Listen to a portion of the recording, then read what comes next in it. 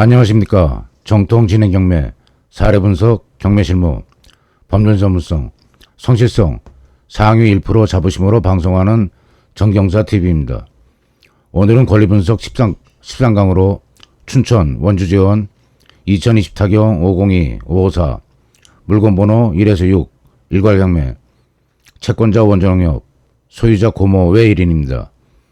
입찰자 3명이 참가하고 최저가 13억의 2배 가까운 26억에 매각되었으나 유치권과 농지 복구 명령이 문제되어 2022년 7월 22일 대금 미납되고 2022년 8월 8일 재매각되었습니다. 이후 1년여가 경과되도록 대금 납부기일이 지정되지 않은 채 2023년 11월 13일 변경 연기되었습니다. 대금 미납, 재경매, 대금기일 미지정 등 문제가 발생했는데 원인을 알아내서 유사한 실수가 재발되지 않도록 권리분석 시작합니다. 일괄 감정 및 최저가 37억에서 12억 7천까지 유찰됐다가 2020년 5월 30일 최저가 2배를 넘는 25억 3천만 원에 낙찰됐고 응찰자는 3명이었습니다. 2022년 7월 13일 대금 미납 후 동년 8월 8일 진행된 기일에 13억 1,200만 원의 경정제 없이 단독 낙찰되었습니다.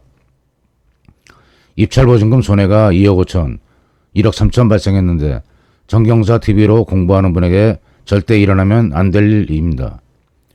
정경사TV는 사례 중심 권리 분석으로 실정과 동떨어진 공허한 이론으로 만들어지는 영상과 반대라고 생각하시면 됩니다. 구체적인 사례에서 문제가 된 유치권 내용을 권리 분석 대상으로 점검해야 기억이 오래 남고 유사한 사례를 만났을 때 요건 해당, 불해당 여부 판단을 할 수 있기 때문입니다. 서류 접수 내역을 보면 2022년 8월 11일 5억 원 개보수 비용으로 신고한 유치권이 있습니다. 유치권 성립 핵심 요건이 경매 개시 이전부터 점유를 시작하고 점유가 지속되어야 성립됩니다. 본건 경매 개시일은 2020년 7월 8일입니다. 가장 기본적인 유치권 성립 요건이 충족 안 됐구나 바로 판단할 수 있습니다. 유치권 신고일 바로 다음날 경매 신청 채권자인 농협에서 배제 신청서를 제출했습니다. 대금 미납 사유에서 유치권은 빼겠습니다. 다음 검토사항으로 본건 경매 사건 번호는 하나인데 물건 번호가 1에서 6 여러 개입니다. 경매 사건 번호 하나에 물건 번호가 여러 개 매겨져 있는 경우 별개의 사건으로 생각하고 응찰해야 합니다. 입찰표에 각 물건 번호를 표시하고 따로 작성해야 됩니다. 물건 번호 6개면 입찰서와 입찰봉투 6개로 나눠서 작성 제출하는 겁니다.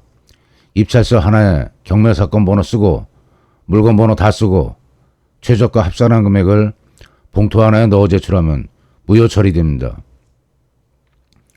개별 물건을 낙찰받은 후 한 달여가 지나도록 돈 내라는 통지가 없는 거 이상한 일 아닙니다. 개별 물건이 다 낙찰돼야 배당할 금액이 정해지기 때문입니다. 세입자가 있는 경우 마지막 물건 매각될 때까지 인도 명령도 신청 못하게 되는 겁니다. 입찰 보고 2달 후면 잔금 내고 인도 마칠 수 있으려니 생각하고 새로운 세입자와 임대차 계약을 하면 이사 시기를 지킬 수 없기 때문에 불이행 책임을 지게 됩니다. 예외적으로 물건 번호 한두 개에서 채무이행에 충분한 배당이 확보되는 경우 과잉 경매 금지로 다른 물건은 경매 취소되는 경우도 있을 수 있습니다. 물건 변호벌 감정가 따로 작성되니 살펴봐야 합니다. 목록 7, 외 4개는 농지 취득 자격 증명 제출 조건이고 제출 안 하면 보증금 몰수한다는 문구가 있습니다. 불허면에서 농지증 제출 시 농지 복구 계획서 첨부하라는 부대 조건도 있네요.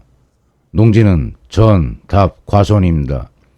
일반적으로 논, 밭만 해당하는 거로 생각하기 쉬운데 과수원도 농지에 포함됩니다. 저는 지하철 1호선 신창역을 볼 때마다 마음이 어지러워집니다. 30여 년 전 신창명 공화리 539-1 4,000평 과수원을 경매로 취득했는데 사업담보로 처분되었습니다. 신창면에 순천향대학 있고 지하철까지 연결되었으니 시세조사 해보기도 두렵습니다. 도로에 접하고 개발 계획이 있는 부동산은 보유하고 계시길 권유드립니다. 농지 원상복구 계획이 요구되는 걸 볼 때 5개 목록 토지는 불법 형질 변경되었거나 불법 건축물로 지적받았다고 생각하면 됩니다. 수영장과 정원이 존재하고 풍차 형태의 물탱크실, 정자까지 있으니 보기에 좋으나 대금이나 원인일 가능성이 높습니다. 물건 명세서와 감정평가서를 자세히 살펴야 위와 같은 문제점에 접근할 수 있습니다. 감정평가서 기호 3, 5, 15, 17에 존재하는 주택을 평가한 금액 기재가 있습니다. 건축물이 불법인지 건축물 대장을 봅니다. 사용 승인일이 2005년 5월 18일이고 불법 건축물 기재가 없습니다. 여기까지 유치권, 농지 복구 계획서 제출 조건, 건축물 대장상 불법 여부 등을 살펴봤습니다. 현황조사서의 유치권자, 점유사실 기재 없습니다. 점유사실 없이 서류만 제출한 겁니다. 본권 대금이나 원인 중 유치권은 배제할 수 있겠습니다. 위에서 검토했듯이 경매된 지 2년 후 유치권을 신고했고 현황조사서에도 점유사실, 기록이 없는 점이 판단 근거입니다. 단독주택 4채도 불법 건축 문제 없습니다. 그럼 당해세, 국세, 지방세가 문제되는 건 아닌지 보겠습니다. 문건 접수 내역에 국세, 지방세로 추정되는 기록도 없습니다.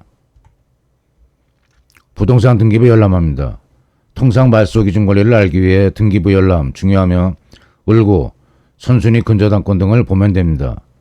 2016년 6월 30일 농협 근저당권 채권 최고액 6억 7,600만 원이 말소 기준 권리입니다.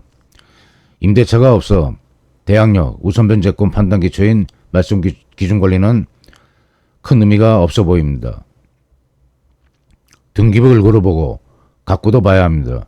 혹시 매매 예약 원인인 선순위 가처분이 있으면 말소 안 될 수 있는데 후순위 가처분 2건은 말소 대상입니다.